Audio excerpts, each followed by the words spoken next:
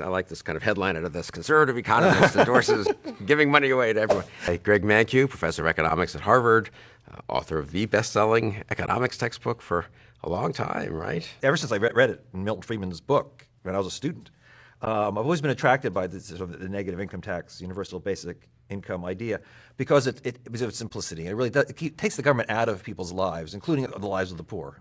At least I think is worth thinking about. And that's the proposal of Andrew Yang. Now, I'm not here to endorse Andrew Yang, but I think his basic idea at least seems workable to me. I mean, his idea is to put a value-added tax, which is basically a flat consumption tax, and use it to finance universal basic income, so everybody gets a lump sum back.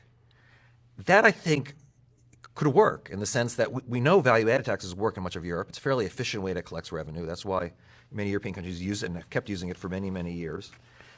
Universal basic income is a pretty easy thing to implement. Everybody gets a check. They do it in Alaska, right, with the oil revenue.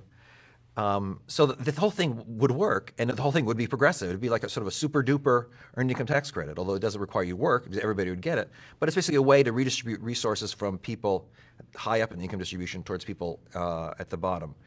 To me, that's attractive, in part because I think it would work, but also in part because this distinction between the two CEOs, one of which is spending lavishly and consuming a lot, and the other which is saving to give money to his alma mater, it's going to penalize the guy who's spending, who's living the lavish lifestyle more. And I think that's a good thing.